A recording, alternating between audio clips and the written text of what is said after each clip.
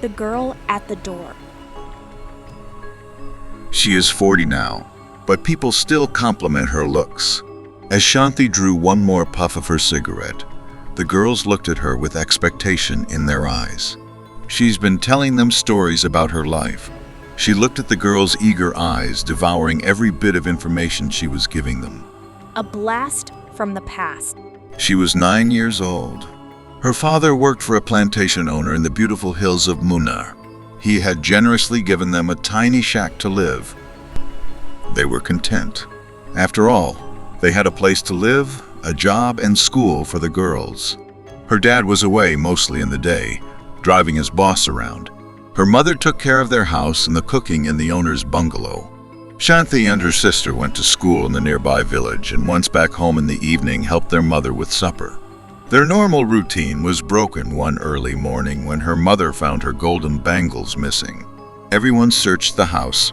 However, they could not find them.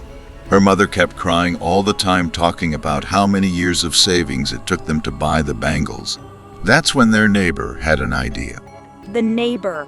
Kamachi Paati was an old widow who hailed from a small village in Kerala. She had moved to Munnar as a new bride with her husband. She was of much help when Shanthi's parents weren't at home and the children needed a place to stay. Kamachi Paati took Shanthi's father aside and told him about a temple in the village back home. If anyone from his family stays there, the person who stole the bangles will start to show signs of it. They will suffer and eventually confess and give back. Her family took the trip, and Shanthi was left there for 2 weeks. What happened then? Inquired one of the girls. Did you guys find the bangles? Quipped the other, disbelief in her tone. Shanthi ignored the sarcasm and continued. The possessed girl. Now this temple is no ordinary temple. Instead, people flocked to it for a different reason than to worship. They brought the possessed and ceremonies were conducted to treat people affected by black magic. During her 2-week stay, Shanthi remembered a young girl in her teens. Her parents brought her every day. She was beautiful, with long hair and a slender body. She had sharp features, kohl-lined eyes, and tiny mouth that was now frothing with saliva as she was dancing to her own tune, with her hair whipping the sand on the ground as the Nambudairas kept chanting some prayers.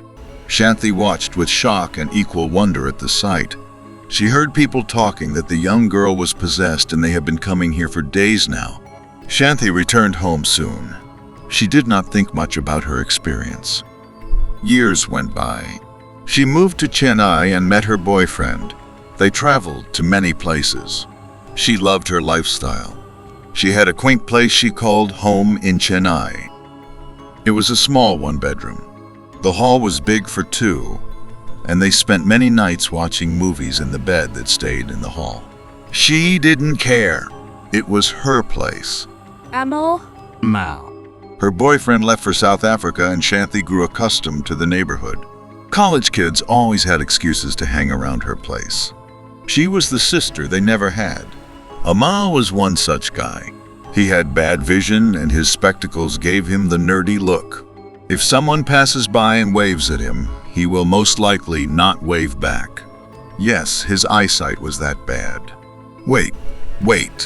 Is this the Amal who lived next door? Asked one of the girls who had some memories of spending her vacation at her aunt's place and knew Amal. Shanthi smiled yes and continued. The girl at the door. That night in December, people had gone to bed early. It was a chilly night and Shanthi fixed herself a nice sandwich. She left the lights on and was watching a movie. The girls noticed Shanthi's face changing and realized there was fear in her eyes. They watched her, as one would move to the edge of the seat at the cinema hall when the movie gets interesting. Shanthi was enjoying her sandwich sitting on the bed.